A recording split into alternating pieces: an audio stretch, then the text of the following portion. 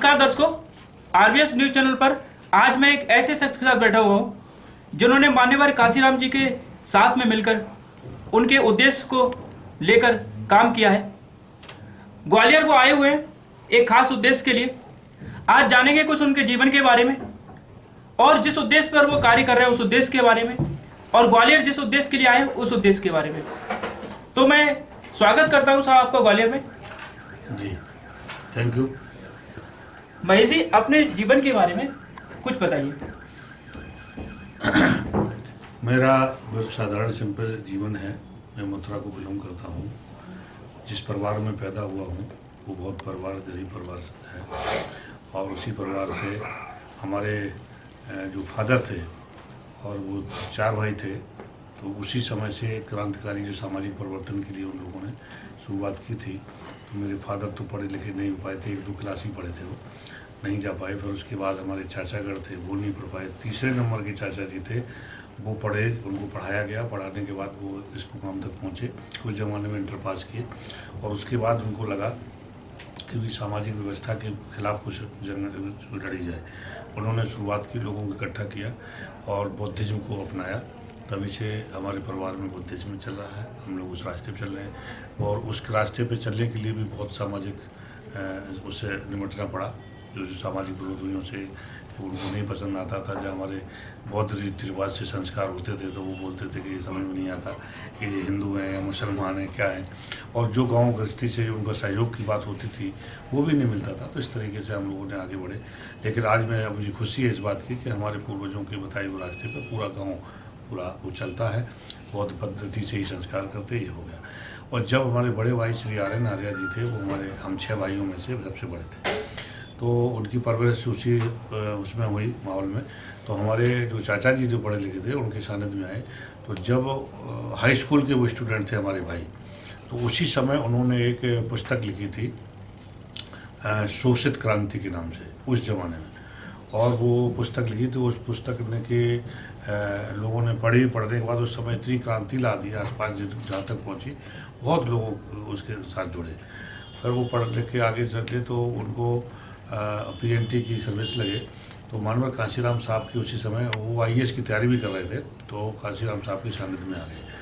और जब वो चंडीगढ़ में उनका वो प्रोग्राम था, तो उसी समय चंडीगढ़ में वो तैयारी, उनका टेस्ट था, टेस्ट पर क्वालिफाई करके फर्स्ट या सेकंड कर लिया था।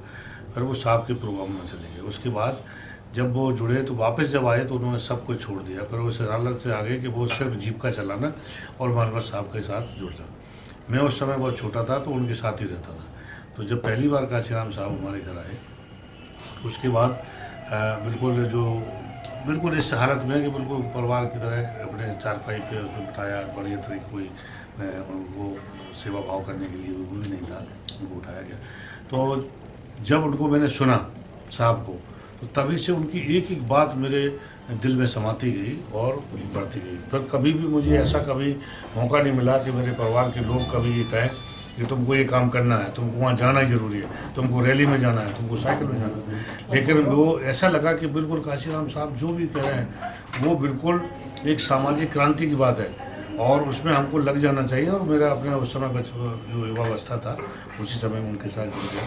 और जो भी बड़े भाई साहब बामसेब में जुड़े और बामसेब के साथ वो काम करते रहे, बामसेब के लोगों को इकट्ठा किया, मूवमेंट को चलाते रहे।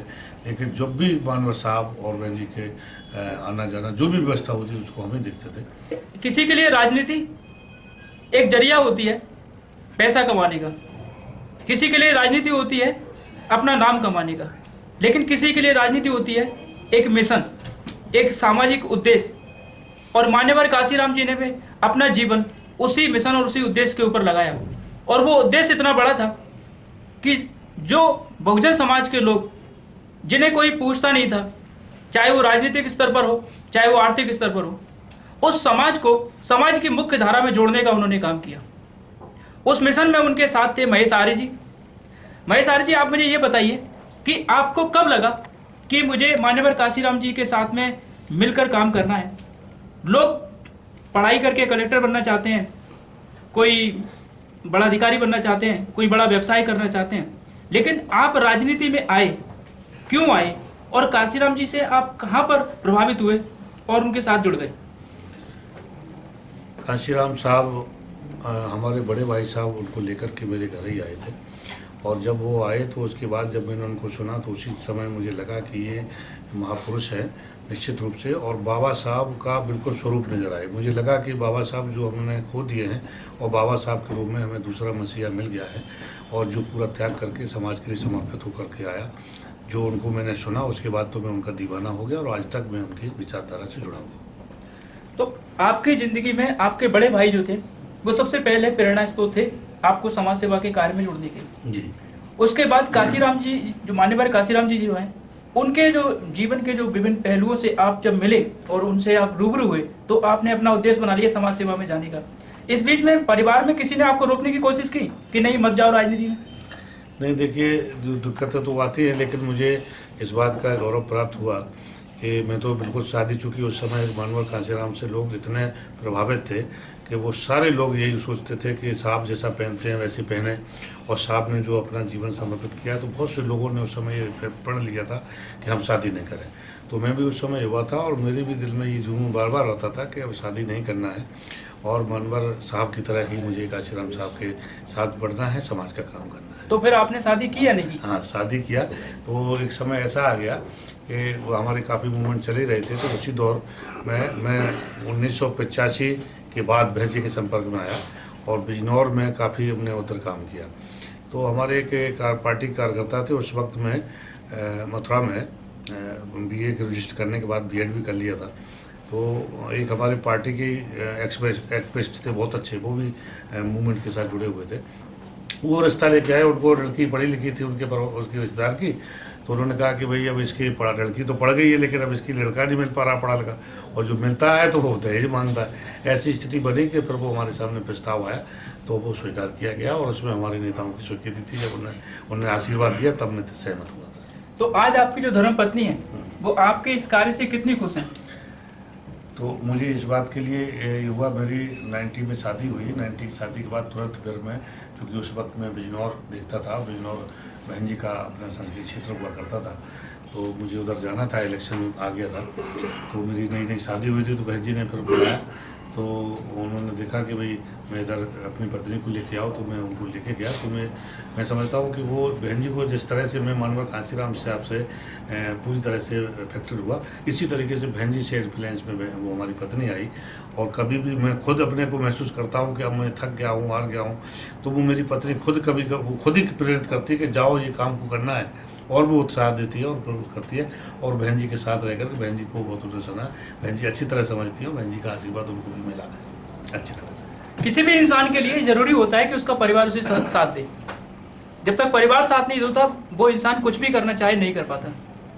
जैसा कि अभी महेश आर्य जी ने बताया कि उनकी धर्म पत्नी जो उनकी अर्धांगिनी है, उन्होंने समय समय पर न सिर्फ उनको साथ दिया है बल्कि उनका हौसला भी बढ़ाया है। सर, मैं आपसे ये और जानना चाहता हूँ कि शादी के बाद आपके बच्चे भी हुए, कितने बच्चे हैं आपके? हाँ, मेरा शादी के बाद मुझे 3 बेटे मिले हैं, और बड़ा बेटा अभिषेक है, वो ये सिविल से इंजीनियरिंग करके तैयार हुआ है, और वो अपना प्राइवेट अपना प्लेसमेंट पे काम कर रहे हैं नोएडा में। तो आप अपने बच्चों को कितना समय दे पाते हैं? बच्चों के लिए तो अब मैं समझता हूँ कि ये अब बाबा साहब के ही ऊपर छोड़ दिए। मैंने बहुत छोटा बच्चे थे हमारे, तभी 2002 में बड़ा बेटा मेरा 7th क्लास में पढ़ता था, सेकंड वाला ये 4th क्लास बैठा है हमारे साथ, 4th क्लास में पढ़ता था, और तीसरा वाला LKG में था जा रहा था।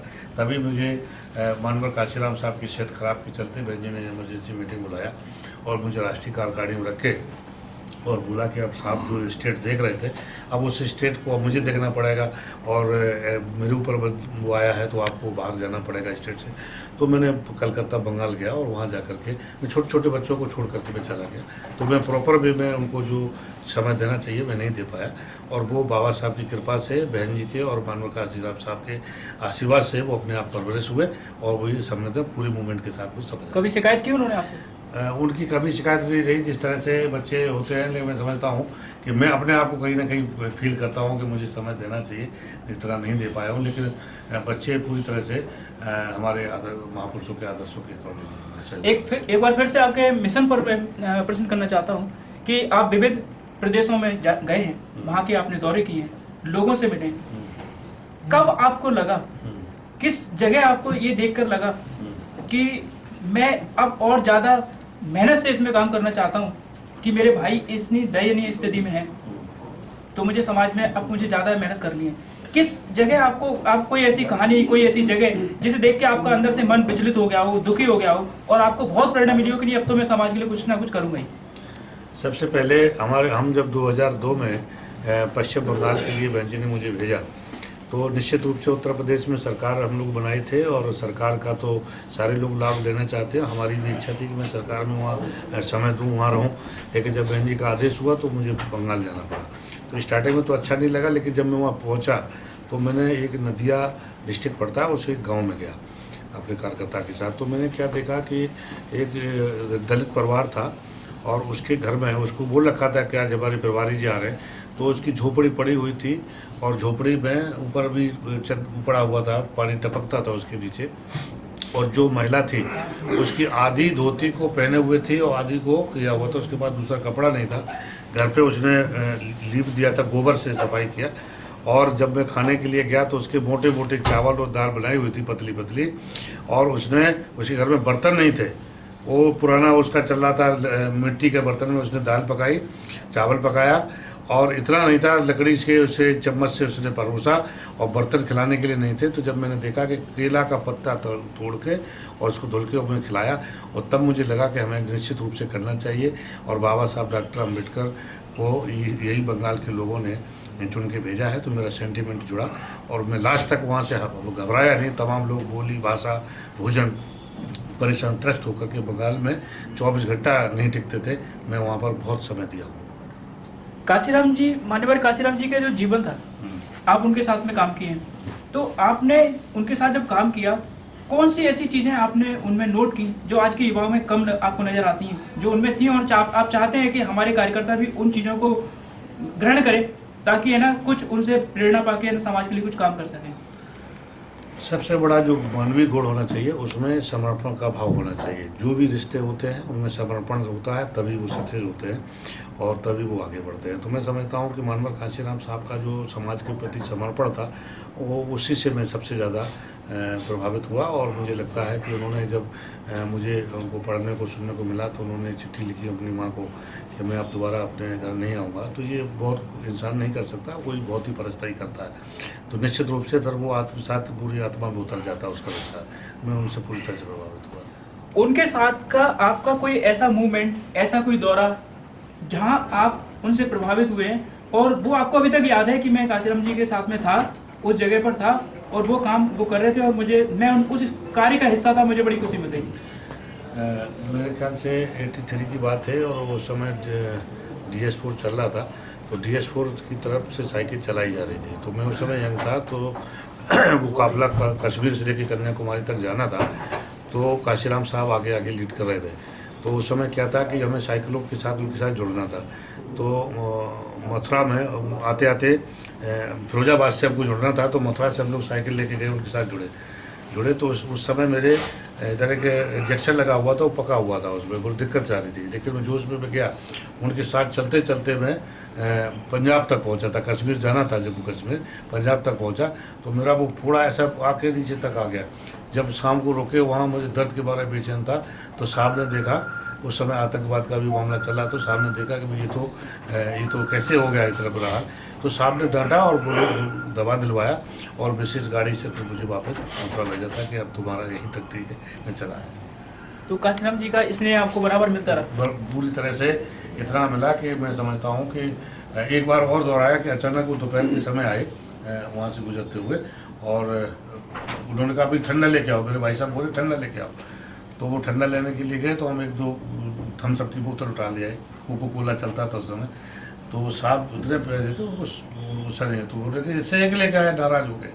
तो मैं वही पार से दुकानें थी, तो मैं पूरी क्रेडिट ले आया। उसमें से 7 बोतल साहब ने पिया, इतना उनको था। तो मैं देख के रह गया कि भाई साहब 7 बोतल कोको कोला की पी के तब उनको ठंडक मिला। तो मैं समझता हूँ निश्चित रूप से वो महापुरुष थे और ये मेरा अपना एक एक्सपीरियंस था। जब आप दौरे करते हैं, बहुत सारे लोग आते हैं, आपका स्वागत करते हैं, मालाएं पहनाते हैं, आपको बुकें देते हैं, गिफ्ट देते हैं, तब ज़्यादा खुशी मिलती है, या जब कोई आदमी स्वयं पहल करके आपके पास आता है और कहता है कि मैं मान्यवर काशीराम जी से प्रभावित हूँ और मैं आपकी बहुजन समाज पार्टी में ज्वाइन करना चाहता हूँ, तब ज़्यादा खुशी मिलती है? मुझे माला में और उसमें बिल्कुल कतई बिलीफ नहीं करता। और मैं यहाँ पर जब से आया हूँ प्रभारी, तो मेरा और भी प्रभारी रहे तो मेरा अपना उसूल है। और मैंने उनसे बोला कि मुझे उस दिन से बहुत खुशी होती है कि जो हमारा कार्यकर्ता जो मूवमेंट से जुड़ा हुआ किन्हीं कारणों से वो आज नहीं हमारे साथ चल पा रहा है, हमसे बिछुड़ गया है। तो जब अगर मैं उसको पाल लेता हूँ तो मुझे बहुत खुशी की अनुभूति होती है। और अगर मुझे कोई बता भी देता है कि वो मिलना चाहता है तो मैं दरबार खोल के खुद उसका इंतजार करके उससे मिलना करता हूँ। यूपी की राजनीति पे आ जाते हैं। यूपी में बहन मायावती जी ने एक बार स्वर्णों को साथ में लेके सरकार बनाई, काफी सक्सेस रही वो सरकार। इस बार मुसलमानों को साथ में लेके चुनाव में गए। इस बार वो काम नहीं कर पाया जो एक कैडर पिछली बार काम किया था, एक सोशल इंजीनियरिंग जिसका नाम दिया गया था, वो इस बार काम नहीं किया गया। आपको क्या लगता है कहाँ पे कमी रह गई?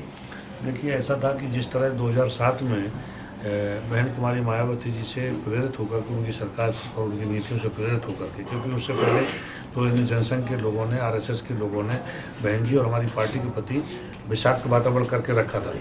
लेकिन जब पिछली 3 बार सरकार बन चुकी थी तो लोगों को लगा कि बहन जी की जब भी सरकार बनती है तो लॉ एंड ऑर्डर बहुत अच्छा हो जाता है, सारे समाज के लोगों में विकास होता है, बिना पक्षपात रहित होता है, भेदभाव रहित होता है। तो फिर उन लोगों ने बीजेपी और आरएसएस की किसी को नहीं सुना और बहन जी की बात को ध्यान से लगा और प्रचंड बहुमत की 2007 में सरकार बनाई। और उसी के तहत हम लोग आगे चले थे सोशल इंजीनियरिंग को लेकर के, सभी समाज का साथ चल रहा था। तो अभी 2000 जो अभी इलेक्शन हुआ है 17 में, तो उसमें हमको शिकस्त नहीं हुई है। हमें सब समाज का समर्थन मिला है, बड़े पैमाने पर मिला है। और उसको पूरी तरह ईवीएम में हेराफेरी किया गया है, जिसको हमारे नेता ने भी उसको निंदा की है और उसके लिए कानूनी कार्रवाई के लिए भी बोला है। तो मैं समझता हूँ कि वो अगर ईवीएम का दुरुपयोग नहीं किया जाता तो हम वहाँ पर जो आज वो कह रहे हैं 325 सीट, तो कम से कम 250-300 सीट में हम बसपा को जीतने वाली थी। एक सच्चाई ये भी है कि किसी टाइम पर ग्वालियर चंबल संभाग में बहुजन समाज पार्टी एक अपनी बहुत अच्छी जगह बना चुकी थी, बहुत सारे कार्यकर्ता यहाँ पर थे, लेकिन आज यहाँ भी बहुत कमजोर हो गई है। आप यहाँ के प्रभारी बनाए गए हैं। अब आपकी क्या प्राथमिकता रहेगी कि मध्य प्रदेश में बहुजन समाज पार्टी एक अच्छी दमदार पार्टी के रूप में उभर कर सामने आए? देखिए, ऐसा है, एक तो हमारी मूवमेंट है पार्टी और उसको मूवमेंट के हिसाब से हम ऑर्गेनाइजेशन को तैयार करते हैं। और जब से मैं आया हूँ तो उस समय से लेके मेरा जिले से लेके सेक्टर बूथ कमेटी तक में काफ़ी हमारा काम पहुँच रहा है और लोग बढ़ा रहे हैं। दूसरी बात यह है कि ये संभाग मजबूत रहा है और मजबूत ही होगा। और आम जनता का जो रुझान है वो देख रहा हूँ कि यहाँ परिवर्तन चाहता है। अभी जो यहाँ सरकार शिवराज सिंह चौहान की चल रही है तो उसका मुख्य रोल होता है कि अपोजिशन का भी रोल होता है कि अगर कोई अत्याचार होता है, सरकार जनता के विरोध में कोई काम करती है तो सरकार को रोकने का काम अपोजिशन करता है। अपोजिशन में कांग्रेस पार्टी बैठी है, तो बहुत कई मौके ऐसे आए जिस पे साफ जाहिर हो गया कि राष्ट्रीय पार्टी कांग्रेस पार्टी उससे मिली हुई है, अपने लाभ के लिए उनका विरोध नहीं करती जो जनता चाहती है। तो इसके लिए बहुजन समाज पार्टी राष्ट्रीय पार्टी है और बहन जी के नेतृत्व में जो भी जनता के इशू है, बहन जी संसद से लेकर सड़क तक बहुत आवाज़ जोरदार ढंग से जनता की उठाती हैं। तो उत्तर प्रदेश ये आपका मध्य प्रदेश की जनता बसपा की तरफ देख रही है। हम अपोजिशन का रोल अदा कर रहे हैं और बहन कुमारी मायावती जी के नेतृत्व में हम बहुजन समाज पार्टी को बहुत मजबूती देंगे और हम विकल्प देंगे। कांग्रेस और बीजेपी का विकल्प ही बसपा बनने वाली है। 2018 में मध्य प्रदेश में चुनाव है। बहुत सारे युवा ऐसे हैं यहाँ पर जिनके पास पैसे नहीं है, क्योंकि इस पार्टी पर हम मीडिया में देखते हैं कि कई बार आरोप लगते हैं कि पैसे देकर टिकट मिलते हैं। तो बहुत सारे युवा ऐसे हैं जिनके अंदर जोश है इस समाज को कुछ देने के लिए, लेकिन उनके पास पैसे नहीं है टिकट लेने के लिए। क्या इस बार बहुजन समाज पार्टी में ऐसे युवाओं को टिकट दिए जाएंगे जो कि समाज के लिए कुछ करने का जज्बा लेके इस पार्टी के लिए कुछ करना चाहते हैं? टिकट देने का जो हमारा क्राइटेरिया कभी पैसे का नहीं रहा है और जो लोग आरोप लगाते हैं आज तक कोई सिद्ध नहीं कर पाए हैं। और अगर मैं खुद कहना चाहता हूं कि वो पार्टी जिन लोगों ने हमें आरोपित किया है उनके यहाँ खुद ही बिना पैसे कोई टिकट नहीं मिलता। और जहाँ तक सवाल है युवाओं का, तो युवाओं के लिए बहन कुमारी मायावती ने 50% से ज़्यादा मौका दिया है कि उनको हम मौका देंगे संगठन में हर जगह से। तो इस बार ग्वालियर चंबल संभाग में युवाओं को मौका मिलेगा? पूरी तरह से जो करेगा वो आगे बढ़ेगा। देखिए, उसका मतलब ये नहीं, युवाओं को आगे आना चाहिए, मेहनत करनी चाहिए, निष्ठा के साथ जुड़ना चाहिए और जो पार्टी की जो कसौटी है उस कसौटी में खरा उतरने की कोशिश करना चाहिए। सर, ग्वालियर में आने का कारण? ग्वालियर आज हमारा बहन कुमारी मायावती जी ने अभी ऐलान किया उत्तर प्रदेश में जो इलेक्शन हुए हैं 5 राज्यों में, तो उसमें उत्तर प्रदेश विशेषकर उत्तराखंड में 9 स्टेटों में ईवीएम का दुरुपयोग हुआ है और उसके लिए तारीख नियत की है कि हम उसके विरोध में धरना प्रदर्शन करने वाले हैं। तो उसको हम सक्सेस करने के लिए अपने पदाधिकारियों से गुफ्तगू करेंगे और उनको सक्सेस कराने के लिए डायरेक्शन देने हैं। आज मैंने बुलाए हैं, कई लोग बुलाए हैं जिले से, तो मैं 2 दिन यहाँ रह करके अपने कार्यकर्ताओं को डायरेक्शन दूँगा।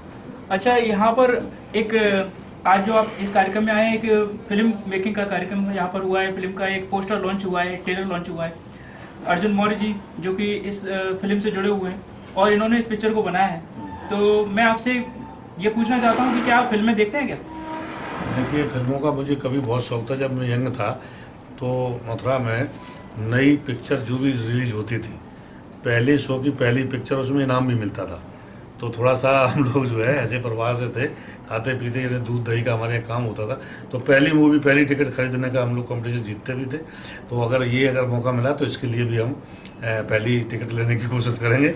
और निश्चित रूप से अर्जुन सिंह ने जो कोशिश किया, हमें जो पता चला कि ये भी मानवर काशीराम साहब से अच्छी तरह से प्रभावित है यंग अवस्था में, और उन्होंने एक बहुत क्रांतिकारी कदम उठाया है और मूवी मानवर साहब के जीवन के ऊपर, व्रत के ऊपर तैयार की है। तो निश्चित रूप से उनको हौसला अफजाई करने के लिए लेकर आया और आज उनका पोस्टर लॉन्च हुआ और मैं चाहता हूँ कि उनको ब्रांड सक्सेस मिले। आपके राजनीतिक गुरु, राजनीतिक हीरो काशीराम जी, आपके फिल्मों के हीरो कौन से हैं? फिल्मों के हीरो तो देखिए, ऐसा है कि इतना कोई इन्फ्लुएंस हमें नहीं ऐसा कर पाया कि ऐसा कोई हीरो आया हो। लेकिन मैं समझता हूँ कि अब तक जो ऐसे चरित्र जिन्होंने निभाए हैं, जो सोशल के, जो जस्टिस के, तो मैं समझता हूँ ऐसे कई हीरो रहे हैं पुराने समय के। अभी नए में तो ऐसी कोई नहीं आता कि उस समय जो जैसे गुलामी पिक्चर आई थी, गुलामी पिक्चर में का किरदार धर्मेंद्र ने निभाया था। उसने अपने आप को जीवंत करने की कोशिश किया था कि किस तरह से उसके साथ अत्याचार होता है, तो उसने निभाया। तो उसको भी लाइक करता हूँ, उस समय के ज़माने के लोग लाइक करते थे। नई पिक्चरें अभी आए थी तो उसमें बहुत अच्छा रोल था, मेरे ख्याल से आरक्षण का था और मूवी थी, और जिसमें सैफ अली खान ने जो निभाया, तो वो भी चलते उसका बहुत अच्छा लगा मुझे। और मैं उससे बहुत इन्फ्लुएंस था, जिन्होंने बहुत अच्छी डायलॉग दिए थे कि वास्तव में सही परिस्थिति को उन्होंने दर्शाने की कोशिश की थी, उनसे भी प्रभावित हुआ था। और तमाम चरित्र नेता हैं जिन्होंने सामाजिक। आज समय मिलता है आपको फिल्म देखने? समय का बहुत अभाव रहता है। अभी मैं सही पूछूं तो मैं अपनी मूवी टीवी पे भी नहीं देख पाता, और थोड़ा 1-2 सीन देख लेता हूँ। लेकिन जैसे इसके लिए मैं बहुत पहले से जब पेपर में आती थी तो मुझे लगता था मानवर साहब के ऊपर कोई मूवी बनी है, और जब इसका आया तो तुरंत मैं एकदम से मुझे अच्छा लगा मुझे, इसलिए मैंने कि इसका मौके को हम नहीं छोड़ देना चाहेंगे। जी, अच्छा, ग्वालियर के लोगों के लिए आप, अंतिम क्वेश्चन है मेरा कि ग्वालियर के लोगों के लिए आप क्या कहना चाहते हैं? ग्वालियर बड़ी ऐतिहासिक जगह रही है, और मैं चाहता हूँ कि हमारे क्रांतिकारी युवा वर्ग बहुजन समाज पार्टी और मूवमेंट को, महापुरुषों के मूवमेंट को समझें, गलत दिशा में ले जाएं। उनको बड़ी मुश्किल से एक नेतृत्व मिलता है, बरसों दसियों सदियों की गुजर जाती है। आज बहन कुमारी मायावती जी के रूप में हमको एक नेतृत्व मिला है, और नौजवानों से मैं यही चाहूँगा कि वो हर हालत में वो बहन जी की कुर्बानी से प्रभावित होकर के, उनके त्याग को प्रभावित होकर के उनके मूवमेंट से जुड़ें।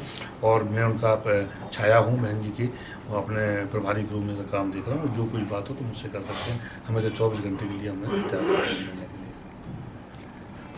तो ये थे बहुजन समाज पार्टी के मध्य प्रदेश के प्रभारी महेश आर्य जी, जिन्होंने अपना जीवन पूरा अपनी पार्टी के लिए दिया है, अपना समाज के लिए दिया है। ये महेश आर्य जी जो कि अपने परिवार को छोड़ करके, समाज को अपना परिवार मान करके लगे हुए हैं, एक उद्देश्य में अपने जीवन को समर्पित करते हुए। इस खास कार्यक्रम सीधा संवाद में आज के लिए बस इतना ही। अगले इतवार को हम फिर मिलेंगे आपसे, तब तक के लिए धन्यवाद महेश जी, धन्यवाद।